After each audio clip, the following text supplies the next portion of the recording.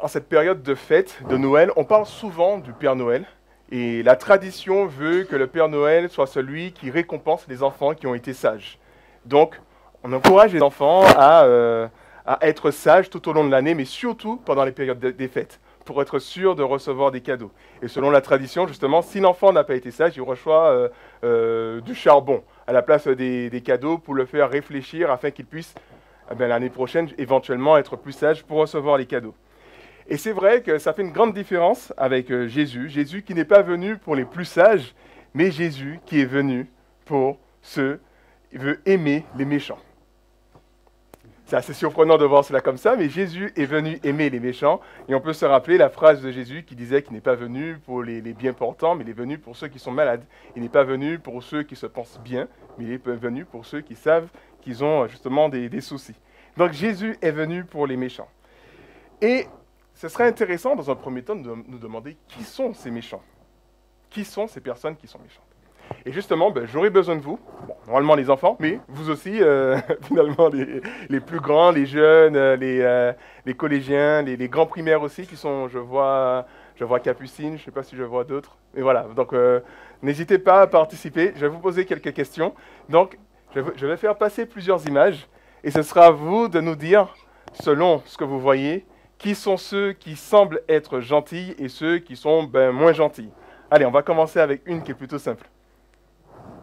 Image A ou image B? Qui semble méchant dans cette image? Voilà. Et pourquoi le A semble gentil? Qu'est-ce qui se passe? Enfin, B est méchant. Pourquoi B est méchant, justement?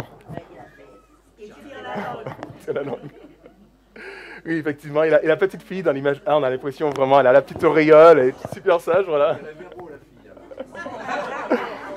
J'aurais dit Amélia aussi, enfin. La fille, c'est un ange. Voilà. D'accord, on va continuer avec une autre image. Et là, cette fois-ci, parmi ces deux images. Ah, c'est méchant. Oui. Donc voilà, on voit dans l'image A qu'il y a deux grands qui sont en train d'harceler un autre camarade de classe. Et peut-être aussi c'est l'occasion de rappeler aussi les enfants que si vous êtes victime d'harcèlement ou alors vous êtes témoin de cela, c'est très très très très très important de le dire aux adultes, de ne pas garder cela pour vous, parce que ça fait beaucoup de mal, le harcèlement, et c'est quelque chose qu'on peut vivre à l'école. Moi j'ai été témoin, j'ai même vécu aussi le harcèlement, donc c'est très important de faire attention à cela les enfants. Donc si vous êtes soit victime ou témoin, c'est important de le dire à un responsable, un adulte, afin de régler la situation. Et effectivement, dans l'image B, on voit un jeune adulte qui aide cette mamie à marcher. Donc on voit sa gentillesse, effectivement. Alors, la prochaine, un peu plus subtile. Alors, selon vous, là, ça dépend de votre appréciation. Ok. Et pourquoi B, il a l'air méchant? Enfin, je sais pas, je ne trouve pas. Hein. Qu'est-ce qui se passe avec B?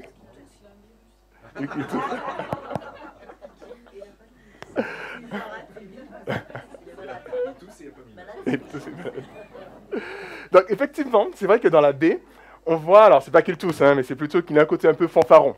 Donc il n'a pas l'air d'être quelqu'un de très aimable, finalement. C'est quelqu'un peut-être qui est très centré sur lui, qui aime parler de lui, qui se sent un peu supérieur aux autres. Alors que c'est vrai que dans la A, on voit ce médecin qui certainement prend plaisir à soigner les patients et... Pardon? Oui, mais c'est pour notre bien. Ah non, mais c'est pour le bien. Parce qu'après la piqûre, tu te sens mieux. Normalement. Et en fait, du coup, c'est très simple. Hein. Les méchants, qui sont les méchants? Ce sont ceux qui commettent de mauvaises actions. La réponse est très simple. Et c'est vrai que c'est vrai que la justice punit justement ceux qui font les mauvaises actions, et même aussi à l'école ou peut-être au collège, lycée, je ne sais. On punit justement ceux qui agissent mal, et ceux qui agissent bien sont récompensés. Donc c'est assez simple de voir les choses comme cela. Mais il s'avère que dans la Bible, c'est un peu plus compliqué que cela. Parce que dans la Bible nous dit que nous sommes tous méchants. Et ça, c'est étonnant. Nous sommes tous méchants. Alors, je vous ai mis les images de différentes personnes, notamment la petite fille qui a l'air super sage aussi. Selon le regard biblique, nous sommes tous méchants. Et je vous ai partagé les différents passages qui parlent de cela. Et vous voyez qu'il y en a quand même pas mal qui sont là et qui reviennent. Nul n'est intelligent, nul ne cherche Dieu, dans Romains. Tous sont égarés, tous sont pervertis. Il n'y en a aucun qui fasse le bien, pas même un seul. C'est assez fort quand même comme jugement. Dans Genèse, l'Éternel qui regarde l'humanité, il voit que que la méchanceté gagne le cœur des hommes et leur cœur se porte chaque jour uniquement vers le mal. Dans 1 Jean, il nous est dit que si nous disons que nous n'avons pas péché, ben nous sommes menteurs parce que la vérité n'est pas en nous, parce que Jean nous dit que nous sommes tous pécheurs. On peut penser aussi à Ecclésiaste, non, il y a sur la terre point d'homme juste qui fasse le bien et qui ne pêche jamais. Donc vous avez tous ces passages qui sont là, et la Bible nous dit que tous les hommes sont méchants, tous les hommes sont mauvais. Alors pourquoi sommes-nous tous méchants? C'est assez étonnant d'entendre cela, et ça peut nous surprendre, parce qu'on se dit que non, il y a des personnes qui sont gentilles, je sais que moi je suis une gentille personne, je fais du bien, je suis aimable, on me dit souvent que je suis une bonne personne, donc je ne me considère pas comme une personne méchante. Et la Bible nous dit le contraire. Et pourquoi justement sommes-nous tous méchants?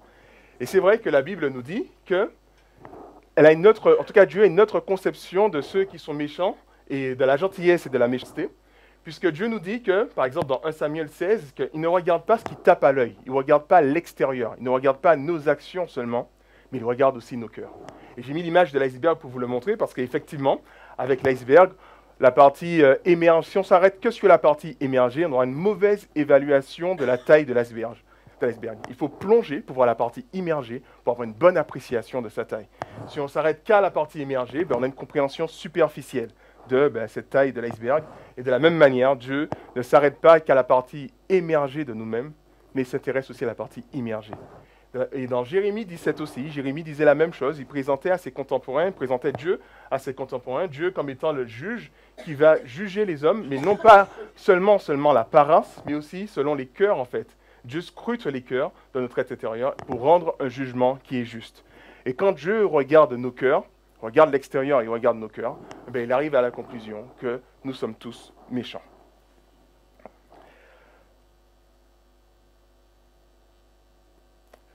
Alors, pourquoi justement nos bonnes actions ne suffisent pas?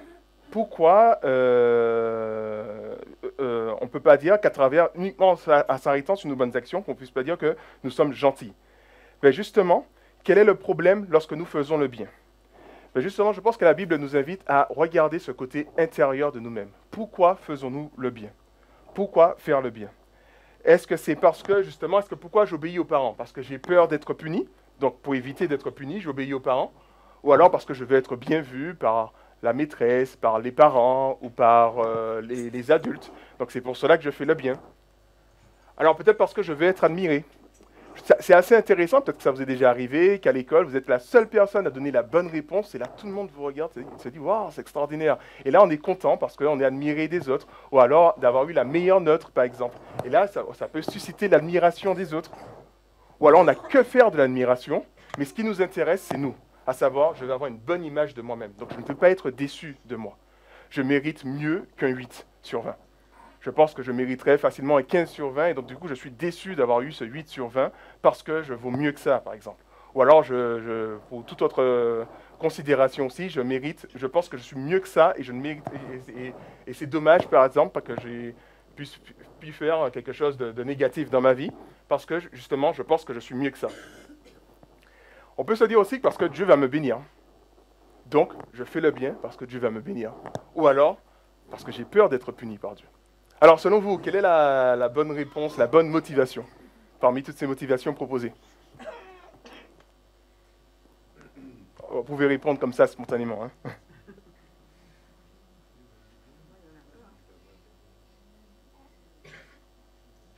Il n'y en a pas, tu dis... D'accord. Chacun sa motivation. Elles sont toutes plus ou moins bonnes alors. C'est ce que tu veux dire? Après, peut-être qu'il y en a une qui est au-dessus. C'est laquelle? Que Dieu pourrait nous venir. C'est une portée supérieure. Hein. D'accord. Donc elles sont toutes plus ou moins bonnes. Vous êtes d'accord avec ça ou...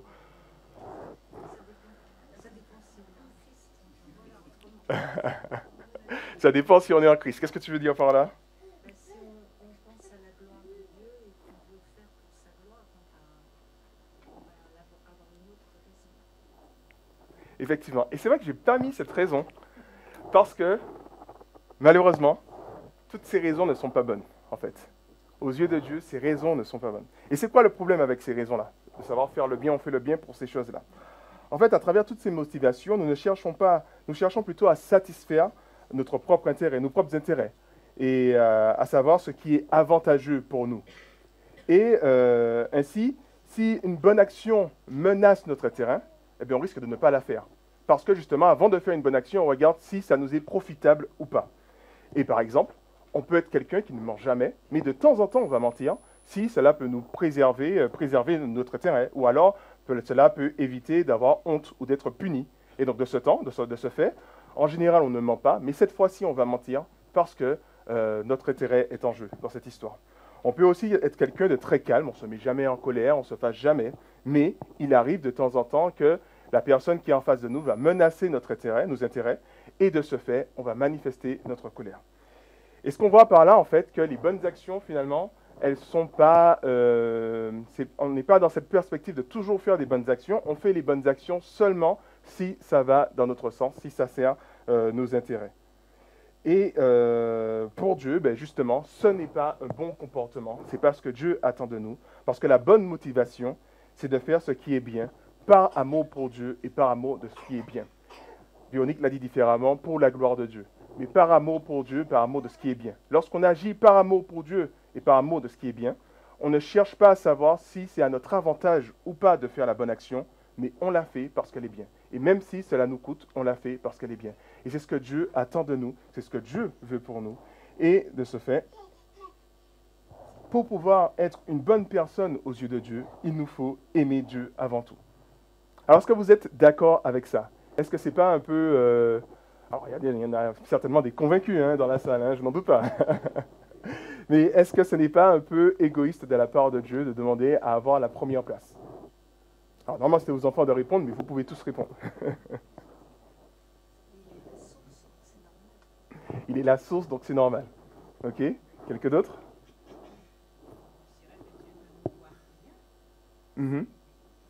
Donc c'est nous qui lui devons. D'accord. Et donc de ce fait, on se doit de l'aimer. D'accord?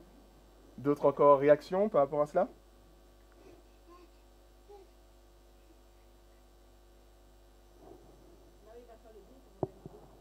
On arrive à faire le bien seulement quand on aime Dieu. D'accord? Ok. Ouais, parce que dans la vie, pour être une bonne personne, si on n'aime pas Dieu en premier, ça va être difficile. Mais pourquoi? Enfin, je ne comprends pas parce que je vois des personnes qui sont bonnes, des personnes des fois qui ne sont pas croyantes, et elles font de bonnes actions. Je trouve que c'est injuste de dire qu'elles ne sont pas bonnes parce que si une personne vient t'aider, tu as ton pneu crevé, quelqu'un vient t'aider. Mais est-ce qu'elle est pour autant bonne en tout point? Enfin, je ne sais pas que le chrétien il est meilleur, mais je veux dire, sans la grâce de Dieu, ça ne sera pas atteignable comme objectif. D'accord, donc il fait une bonne action, mais ce n'est pas une bonne personne. Pas forcément. D'accord, ok. Et vous êtes plutôt d'accord avec ça aussi, les autres? Carrie n'est pas d'accord? Et oui, je t'écoute. Je crois qu'il y a l'image de Dieu quand même qui est plus ou moins détériorée dans les personnes. Et certaines ont quand même cette image, cette bonté et même s'ils sont tachés par le péché, mais ils ont quand même quelque chose de bon aussi, parce qu'ils sont faits à l'image de Dieu. Donc il y a des traces de bonté dans l'humanité parce qu'on a été créé à l'image de Dieu. Et Dieu est bon. Et automatiquement, en tant qu'image, même si on a une image un peu détériorée à cause du péché, il reste quand même de bonnes choses chez nous, comme on peut le voir, puisque effectivement, les non-croyants aussi peuvent aussi faire de très belles actions, même des fois plus que les chrétiens. Alors ça, c'est vrai tout cela, mais encore une fois, Dieu ne s'arrête pas au regard extérieur des choses. Il ne regarde pas seulement les bonnes actions. C'est qu'est-ce qui se passe? C'est pas assez... Ah, et c'est mieux comme ça? D'accord. Donc Dieu ne regarde pas seulement l'extérieur, ne regarde pas seulement le sommet de l'iceberg, mais regarde aussi la partie immergée. Et comme vous avez vu, la partie immergée est la plus importante. Et qu'est-ce que Dieu voit? Dieu voit des êtres humains qui font certes des fois le bien, mais pas tout le temps, comme je l'ai dit, parce que ça dépend de si ça rentre dans nos intérêts ou pas. Si ça ne rentre pas dans nos intérêts, on sera plutôt plus tenté de faire le mal, qui va répondre à nos besoins.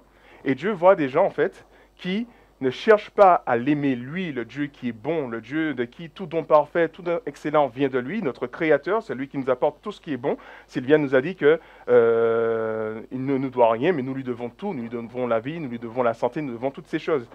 et tout don parfait vient de lui. Et de ce fait, nous voyons par là que Dieu voit des hommes qui sont centrés sur eux, qui font le bien seulement quand ça les arrange eux, ils font le bien seulement pour se sentir bien, pour se servir eux-mêmes, et de ce fait, il voit par là que ce ne sont pas des hommes qui sont de bonnes personnes, parce que justement, ces personnes ne cherchent pas le bien pour le bien. Ils cherchent le bien seulement quand ça répond à leurs besoins. Et il constate aussi, Dieu, que personne ne l'aime, personne ne le recherche. Et c'est même assez étonnant, parce que l'apôtre Paul nous dit, alors avant d'arriver là, c'est vrai que, justement, avant d'arriver à cette remarque, parce que je n'ai pas bien suivi les slides, dans un premier temps, c'est intéressant de voir qu'on ne peut pas contrôler nos cœurs. Dieu nous invite à l'aimer, mais on réalise en fait qu'on ne peut pas contrôler nos cœurs, ce sont nos cœurs qui nous contrôlent. Et de ce fait, je vous partage la citation de philosophe qui disait que le cœur a ses raisons, que la raison ignore. Et qu'est-ce que ça veut dire selon vous? Que le cœur a ses raisons, que la raison ignore. Une idée de ce que ça veut dire?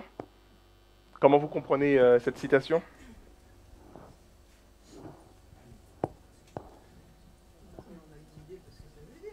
Ben vas-y, Dani, alors explique-nous, éclaire-nous. C'est pas évident à expliquer. Non, mais j'ai rien dit.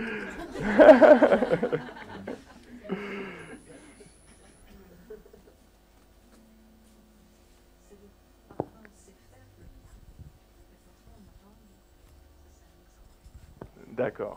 Oui, c'est vrai que ça répond aussi à la question, effectivement. Oui. Parfois, on sait faire le bien, mais parfois, on n'a pas envie. D'accord. Alors, on a tendance à croire, en général, que c'est notre raison qui dirige nos vies. C'est notre raisonnement, notre façon de penser qui dirige nos vies. Mais en fait, en réalité, ce n'est pas notre raison, mais c'est nos cœurs, en fait, ce que nous aimons. Et de ce fait, la Bible nous parle, par exemple, bien souvent du cœur. Quand la Bible parle de l'intérieur de l'être humain, de les motivations internes de l'être humain, la Bible ne va pas nous parler du cerveau, mais du cœur, parce que c'est le centre de la volonté, de la direction que l'homme va prendre, son cœur. Et un exemple assez simple, par exemple, il y a quelqu'un vous connaissez peut-être quelqu'un qui fume, qui a l'habitude de fumer, et cette personne, on aura beau lui expliquer que ce n'est pas bon de fumer parce que ça va détériorer sa santé, qu'il risque de contracter un cancer ou toutes sortes de maladies, cette personne va comprendre avec sa raison, mais son cœur aime la cigarette. Et de ce fait, ce n'est pas sa raison qui va le guider, mais c'est son cœur. Et finalement, le cerveau est là en train de regarder le cœur faire ce qu'il veut, quelque part, ce qu'il aime faire ce qu'il veut, et le cerveau ne peut rien faire, la raison ne peut rien faire. Et c'est comme si ce n'est pas la raison qui dirige nos vies, mais c'est nos cœurs. Et donc, de ce fait, on aura beau nous expliquer ce qui est bon à faire, si nos cœurs ne sont pas quelque part transformés, ben, nous ne pourrons pas faire la bonne chose. Donc, de ce fait, Dieu va nous dire qu'il faut l'aimer, mais on n'a aucun moyen de contrôler nos cœurs. Et c'est pour cela que l'apôtre Paul nous dit que nul n'est intelligent, nul ne cherche Dieu, tous sont égarés, tous sont pervertis, il n'y en a aucun qui fasse le bien, pas même un seul. Et c'est assez marquant parce que lorsqu'il le dit, l'apôtre Paul, il ne parle pas seulement des personnes qui ne croient pas en Dieu, mais il parle aussi à ses contemporains, aux Juifs aussi qui recherchent Dieu. Les Juifs religieux, d'autres personnes qui sont religieuses. Et pour l'apôtre Paul, il n'y a personne qui cherche réellement Dieu. Même le religieux ne recherche pas Dieu. C'est assez étonnant, n'est-ce pas, d'entendre cela. Et c'est assez catégorique. Il ne dit pas que certaines personnes recherchent et d'autres oui. Il nous dit que nul ne recherche réellement Dieu. Nul ne veut cherche à suivre, à aimer Dieu. Et ce qu'on comprend par là, en fait, c'est que les personnes qui sont religieuses ne cherchent pas à aimer Dieu pour qui il est, mais cherchent à aimer Dieu pour ce qu'il peut leur apporter, plutôt. Et donc, de ce fait, ces personnes n'ont pas un vrai cœur, une vraie disposition devant Dieu que Dieu recherche. Et c'est pour cela que Dieu nous dit que tous les hommes sont pécheurs, tous les hommes sont éloignés. Et je ne sais pas si vous voyez le problème. Dieu nous dit, vous devez m'aimer, mais nous sommes incapables de l'aimer. Comment régler ce problème? Comment contrôler nos cœurs? Et on a bien vu avec Blaise Pascal qu'on est incapable de contrôler nos cœurs, on est incapable de changer nos cœurs. On aura beau nous expliquer par A plus B, avec toutes sortes de démonstrations que c'est une bonne chose d'aimer Dieu, on est incapable de nous-mêmes d'aimer Dieu. Et Paul nous dit que même les personnes les plus religieuses, les plus pieuses, n'aiment pas Dieu et se sont tous égarés. Oui? Non. Bien entendu, vas-y. Il y a un passage qui dit de laisser venir à Jésus les petits enfants. parce que le royaume de Dieu est pour ceux qui leur ressemblent. Et du coup, est-ce que les petits-enfants ne sont pas plus innocents que les grands, quoi? Est-ce qu'on peut dire vraiment qu'ils sont tous égarés, qu'ils sont pervertis? Est-ce qu'ils ne sont pas un peu plus proches de Dieu que nous, les adultes? Désolée, si je te coupe, je ne sais pas si ça va dans ce que tu veux dire. Ça ne va pas forcément dans ce que j'allais dire, donc je vais faire une petite digression. Mais pour répondre à ta question, la différence entre, quand Jésus utilise cette image de l'enfant, l'enfant, lui, naturellement, va dépendre de l'adulte, va dépendre du parent. Il est dans une posture de dépendance. Alors que l'adulte, lorsqu'il se tourne vers Dieu, lorsque le religieux se tourne vers Dieu, par exemple, il ne va pas se tourner vers Dieu dans une forme de dépendance, mais plutôt dans une forme de marchandage. C'est-à-dire que je te donne ce que tu veux et toi, tu me donnes en retour la bénédiction. Précédemment, j'avais dit quelles sont nos motivations pour faire le bien. Justement, Dieu va me faire du bien. C'est pour ça que je veux faire le bien. Lorsqu'on est dans cette posture, on est dans la posture du religieux qui ne cherche pas Dieu pour qui il est, mais cherche Dieu pour ce qu'il peut lui apporter. L'enfant, quant à lui, l'image de l'enfant, c'est l'enfant qui dépend totalement de ses parents, qui compte uniquement sur ses parents et ne cherche pas à se défaire de l'autorité de ses parents, par exemple, parce qu'il trouve une vraie sécurité là-dedans. Et Jésus nous invite justement à être dans cette posture où nous recherchons non pas à marchander avec lui, à quelque chose de contractuel avec lui, mais plutôt de nous soumettre entièrement à lui dans une forme de dépendance, comme on ressemble par exemple avec Amélia. Amélia dépend totalement de ses parents, par exemple. Et elle ne peut rien faire sans ses parents, elle est totalement consciente de cela. Alors qu'en tant qu'adulte, certainement elle me dira un jour que je fais ce que je veux, je suis grande. Et là, elle ne me dira jamais ça, parce que oui, tu as raison Elisabeth, il faut sévir. Je commence dès maintenant. Non, c'est pas vrai. Voilà, donc je ne sais pas si j'ai répondu à ta question Aurélia. Voilà. Donc, du coup, pour revenir à ce que je disais, là, on arrive à cette forme d'impasse où on ne sait pas quoi faire, on ne sait pas comment faire, parce que l'apôtre Paul nous dit que personne ne recherche Dieu, personne ne peut ne peut aimer Dieu, parce que nous n'avons pas cette capacité d'aimer Dieu. Et c'est là je vais un peu trop vite. Et c'est là justement qu'intervient Jésus-Christ. Le monde est dans cette impasse, la situation est fichue, personne ne s'aime Dieu, ne cherche Dieu, tous sont perdus, tous ont péché. Et à ce moment-là, Jésus intervient pour faire quelque chose que personne ne pourra jamais faire pour nous. Et plus on apprécie cette réalité, plus on apprécie le fait, et c'est pour ça que je disais que Jésus aime les méchants, comme Jésus a dit aussi qu'il est venu pour ceux qui se savent malades, plus on se sait malade, plus on se sait méchant, plus on sait que notre cœur est dur, plus on réalise combien on a besoin de Dieu qui puisse intervenir dans nos vies afin de nous sauver de la méchanceté de nos cœurs, de ce côté égocentrique qui fait que justement on ne va pas toujours faire le bien. On fait le bien seulement quand ça nous arrange. Et le mal justement peut survenir dans nos vies parce que justement on verra que le mal est plus avantageux pour nous. Et justement pour pouvoir faire ce bien en toute continuité, justement il faut changer nos cœurs, apprendre à aimer le bien par-dessus tout, apprendre à aimer Dieu par-dessus tout. Mais ça nous est impossible. Et justement, la bonne nouvelle, l'ange le dit justement au berger, nous l'avons chanté en plus, « N'ayez pas peur, je vous annonce une nouvelle qui sera pour tout le peuple le sujet d'une très grande joie. Un sauveur vous est né aujourd'hui dans la ville de David. Un sauveur vous est né. » Quelqu'un est venu intervenir pour régler cette situation dans nos vies. Et c'est vrai que Jésus est venu pour nous sauver. Je vous ai montré plusieurs images un peu des différentes étapes de la vie de Jésus sur cette terre. Et Jésus est venu nous sauver. Et dans quel sens qu'il est venu nous sauver en fait? Il est venu transformer notre cœur de pierre en un cœur réceptif à son amour. Et c'est seulement en renonçant à l'idée de se dire que je peux être une bonne personne par moi-même qu'on peut bénéficier de cette transformation. Jésus nous dit que j'ai tout accompli, j'ai tout fait pour toi, tu étais censé mener une vie juste, tu as été créé pour être une bonne personne, mais tu t'es raté. Tu n'avais pas cette capacité à être une bonne personne. Et moi, j'ai tout accompli pour toi, et tout ce qui te reste à faire, c'est de me faire confiance, de placer ta foi en moi. Et à quoi ça ressemble, placer sa foi en Jésus? C'est apprendre justement à renoncer à être une bonne personne par soi-même. C'est aussi, dans un premier temps, à reconnaître qu'on est incapable d'être une bonne personne par nous-mêmes. Donc Jésus qui vient transformer nos cœurs de pierre, un cœur peut-être centré sur nous-mêmes, à un cœur de chair, un cœur, ça reprend la prophétie d'Ézéchiel, hein, et un cœur qui est réceptif à l'amour de Dieu, un cœur qui apprend à aimer Dieu. Alors, à quoi ça ressemble tout ça? On peut voir 3 catégories de personnes. Alors là, je m'inspire de Tim Keller, ce n'est pas moi qui ai développé cette réflexion. 3 catégories de personnes. On voit d'abord la personne irreligieuse. La personne irreligieuse, c'est la personne qui dit que je n'ai pas besoin de demander pardon. Je suis une bonne personne par moi-même, je n'ai pas besoin de sauveur, et de ce fait, je ne demande pas pardon à Dieu pour mes fautes et mes erreurs. Ensuite, on voit la personne qui est plutôt religieuse. Les religieux, eux, vont plutôt demander pardon pour leurs mauvaises actions, à savoir la surface de l'iceberg, les choses négatives qu'on peut faire. Mais ils ne se posent jamais de questions pour la partie interne de leur cœur, justement, la partie immergée de l'iceberg. Et finalement, le chrétien, c'est celui qui demande pardon pour son cœur. Le chrétien prend conscience chaque jour que je n'aime pas assez Dieu. Je réalise chaque jour que je ne lui donne pas suffisamment cette première place. Je réalise chaque jour que mes bonnes actions, elles sont bonnes certes, mais elles sont teintées de péché, teintées de considérations égoïstes, de considérations malveillantes. Et finalement, je n'aime pas Dieu pour qui il est, mais j'aime Dieu plutôt pour ce qu'il peut m'apporter. Et de ce fait, le chrétien, c'est celui que chaque jour, il apprend à se repentir par rapport à son cœur. Il dit, Seigneur, vraiment, j'ai un cœur vraiment mauvais, un cœur qui n'est pas à ton image, un cœur qui ne correspond pas à ce que tu cherches pour moi. Et donc, de ce fait, Seigneur, je te demande vraiment pardon et je te demande vraiment de transformer mon cœur, de m'apprendre à t'aimer. Je vous donne un exemple dans les psaumes, bien souvent. Alors, c'est vrai que j'ai peut-être un peu perdu les enfants, là. Mais c'est vrai que, bon. dans les psaumes, il nous est dit souvent de mettre notre joie en l'Éternel.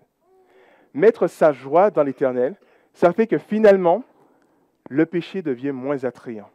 Parce que ce n'est pas dans le péché que je trouve ma joie, ce n'est pas dans les mauvaises actions que je veux trouver ma joie, ce n'est pas dans les mauvaises choses de la vie que je veux trouver ma joie, mais c'est en Dieu. Et si je trouve en Dieu ma joie, ben finalement le péché ne m'intéresse plus. Le péché ne m'attire plus parce que justement, ma joie se trouve en Dieu. Et mettre sa joie en Dieu, ben, c'est synonyme aussi d'aimer Dieu en fait. Aimer Dieu, ça revient à mettre sa joie en lui. Et lorsqu'on a notre joie en lui, eh bien, toute notre satisfaction, comme l'a dit Jésus, c'est de faire la volonté du Père. Sa nourriture, disait Jésus, c'est de faire la volonté du Père. Et c'est ce que Jésus veut opérer en nous. Il ne veut pas nous changer à la surface, juste nous apprendre à faire de bonnes actions, comme le religieux qui va se concentrer sur ses bonnes actions, mais ne va jamais interroger son cœur. Il nous invite plutôt à être des chrétiens où nous cherchons à vraiment avoir un cœur transformé à la gloire de Dieu. Un cœur qui peut être uniquement transformé justement lorsqu'on renonce à notre désir d'indépendance vis-à-vis de lui et on accepte qu'il accomplisse cette œuvre de transformation dans nos cœurs. Et puis je terminerai avec cette dernière image où on voit justement Jésus qui est là en train de discuter avec les super-héros. Alors les super-héros sont là et ils sont là pour apporter la paix dans le monde, pour faire pour protéger les populations, pour apporter du bien. Mais encore une fois, les super-héros peuvent seulement agir sur les choses en surface en fait. Donc apporter, faire en sorte que le méchant aille en prison ou les choses comme cela. Mais ils ne peuvent pas vraiment changer la racine du problème. Et Jésus est venu, il est en train de dire justement, c'est comme ça que j'ai sauvé le monde, et voilà comment j'ai sauvé le monde, comment on est en train de l'expliquer. Je suis venu, je ne suis pas venu forcément pour mettre des méchants en prison ou quoi que ce soit, je suis venu d'abord pour changer les cœurs. Parce que changer les cœurs change tout en fait. Apprendre à aimer Dieu par-dessus tout nous aide justement à avoir les bonnes dispositions pour faire les bonnes actions. On ne fait pas les bonnes actions pour nous-mêmes, mais on fait ces bonnes actions à la gloire de Dieu. Et ça change tout, parce que nous sommes amenés à les faire, même quand ce n'est pas à notre avantage. Donc voilà, Jésus qui est venu sauver l'humanité, c'est ce que je voulais vous partager en ce matin, nous faire réapprécier en fait l'œuvre de Jésus. Et encore une fois, mes amis, j'insiste là-dessus, plus nous allons comprendre la méchanceté, la dureté de nos cœurs, plus nous allons réaliser combien ce cadeau est extraordinaire.